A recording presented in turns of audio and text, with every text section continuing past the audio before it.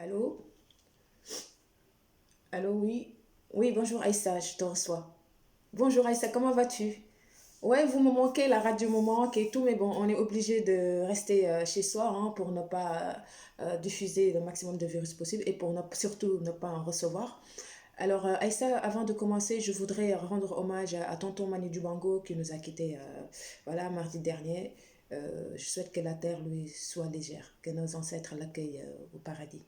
Voilà. Alors, Aïssa, aujourd'hui, nous allons parler d'une plante médicinale traditionnelle d'Afrique hein, qui est appelée plante protectrice ou plante de longue vie. Je ne sais pas si ça te dit quelque chose. Tu as déjà entendu parler de ces appellations? Non? Eh ben, c'est tout simplement le Kenkeliba. Donc, Aïssa, tu l'auras bien compris, on va parler du Kenkeliba qui est une plante ligneuse, touffue, hein, pouvant atteindre 2 à 6 mètres de hauteur. Les feuilles du Kenkeliba sont largement ovales et ont une belle couleur vert sombre. Elles sont pétiolées avec une extrémité entière et coriace. D'accord. Quant à ces fleurs, elles sont petites et blanches et sont groupées en épis. Et pour ces fruits, ils font partie des samars, c'est-à-dire des fruits secs contenant qu'une seule graine. Alors, de son nom scientifique, Combretum micratum, le quinquiliba fait partie de la famille des Combretaceae, une famille regroupant de nombreuses espèces médicinales. Alors, Aïssa, le quinquiliba est aussi une plante commune des arbustes africains hein, de l'ouest et du centre.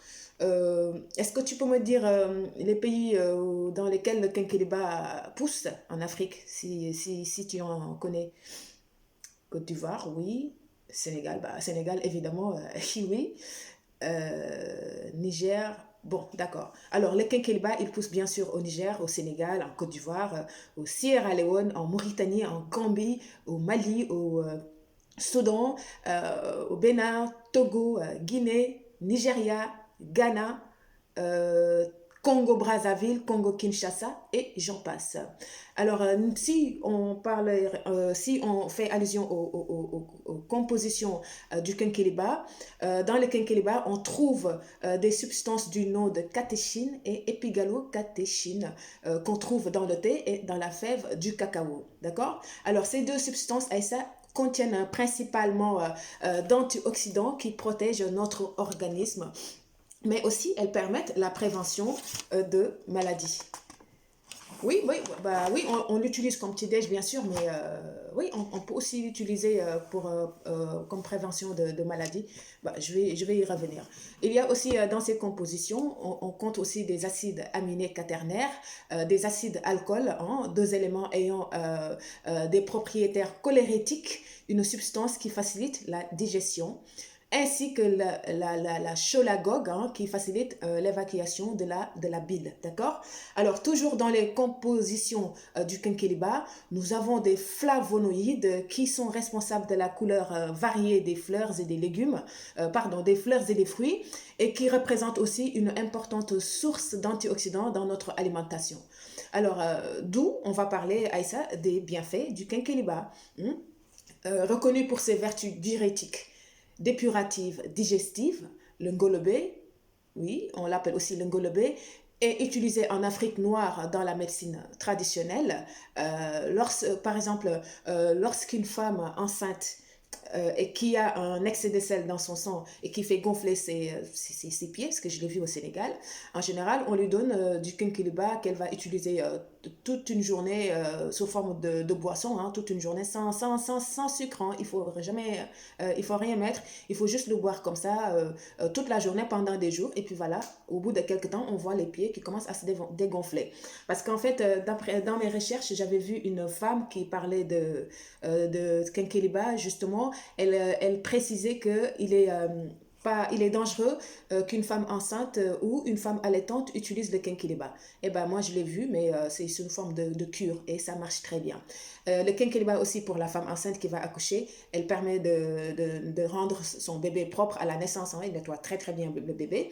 Mais aussi le quinqueliba bouilli dans sa chaleur, on rajoute du beurre de karité et tu te couvres la tête en inhalant la fumée, ça dégage les poumons. Parce que je vois aussi des gens en Afrique qui se soignent avec cette pratique du quinqueliba.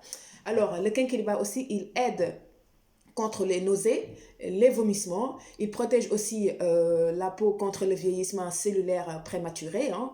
D'ailleurs, il y a des gens qui se nettoient le visage avec du quinqueliba. D'ailleurs, moi, je vais commencer à le faire pour tester, pour voir ce que ça va donner. D'accord. Alors, la feuille contient aussi des propriétés anti-inflammatoires hein, destinées à soigner une inflammation qu'on trouve dans certaines maladies, notamment le diabète de type 2, l'Alzheimer, les maladies cardiovasculaires, la dépression, etc. Le quinqueliba aussi fait baisser le taux de glycémie sanguine, d'accord? Et il paraît que l'application de ces feuilles fraîches avec les écorces ou les écorces internes, hein, ça accélère la cicatrisation des plaies. D'accord. Alors, le quinqueliba aussi serait contre des troubles urinaires, tout simplement. Il soigne les troubles urinaires. Alors, ces feuilles et son bois sont utilisés contre l'anémie. En boire peut-être 1 litre par jour selon la sévérité de l'anémie. On utilise aussi dans le traitement de la constipation, mais contre aussi les diarrhées infectieuses. Oui, oui, oui, le quinqueliba a toutes ses vertus. Il aide aussi à l'amaigrissement. Hein. Tu sais, j'ai vu pas mal d'articles qui parlaient d'obésité. Ceux qui ont des problèmes d'obésité, ils pouvaient justement utiliser le quinqueliba pour maigrir en même temps. Alors, si on parle de ces différentes utilisations, le quinqueliba chez certains Africains, hein, comme les Togolais par exemple, ils torréfient les graines et les consomment sous forme d'infusion, par exemple. Hein. Les feuilles sont les plus souvent utilisées sous forme de décoction, c'est ce qu'on connaît. Par exemple, 30 grammes de feuilles séchées suffisent pour une personne, mais il faut le porter à l'ébullition pendant 15 à 20 minutes et après on laisse infuser pour quelques temps. Puis on peut rajouter par exemple de la menthe, des clous de girofle. Ah bah j'ai une question à te poser. Puisque toi tu me parles du petit-déj de quinqueliba au Sénégal, qu'est-ce que tu rajoutais en général? Du lait, ah, ça ne m'étonne pas parce que oui, oui, avec du lait, c'est très très bon. Il y a des gens qui le consomment avec du lait. Bah, moi, j'aimais bien mettre de la menthe dedans avec des clous de girofle. C'est une tuerie. D'ailleurs, j'ai ma maman du Sud, une Congolaise, qui me disait que quand elle était petite, elle prenait son petit-déj avec du quinqueliba en rajoutant de la citronnelle. Hein, mais aussi, il y a d'autres personnes qui rajoutent des graines, par exemple, de sélim. Voilà, il y a toutes sortes de parfums qu'on peut mettre dans le quinqueliba pour le boire. Alors, si on parle aussi de ces différentes saveurs, hein, qui sont un peu légèrement différents selon les endroits où le quinqueliba pousse, il y a déjà une différence de couleur après la décoction. C'est parce qu'il y a des quinqueliba, quand tu le fais bouillir, et la couleur pardon, devient rouge. Et d'autres ont une couleur verte. Mais dans tous les cas, elles ont une saveur boisée, mais en fait, c'est par degré, selon les différentes couleurs. Hein. Voilà. Et ces écorces, racines ou ces feuilles sont utilisées parfois pour la teinture végétale, comme on utilise parfois le bissap ou le curcuma.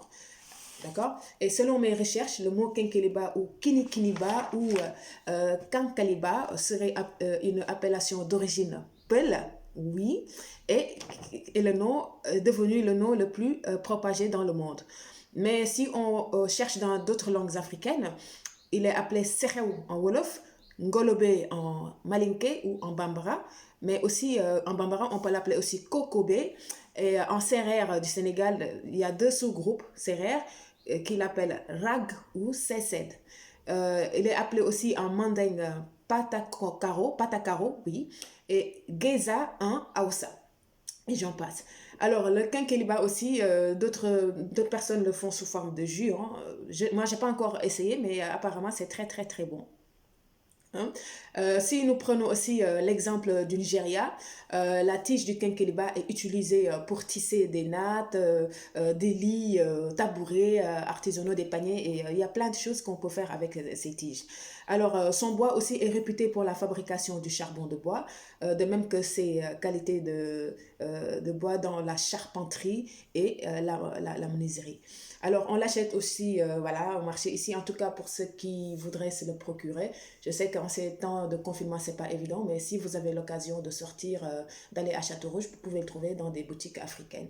Voilà, Aïssa, et je suggère aux auditeurs de prendre peut-être un thé ou un ou deux fois, une ou deux fois, ou voire même trois fois de quinquilibre par jour avec du miel seulement. Ça peut aider, en tout cas pour la lutte contre le coronavirus, parce qu'apparemment, il aide à descendre le virus qui peut parfois se bloquer sur la gorge et qui cherche juste un passage pour aller dans les poumons et tuer la personne.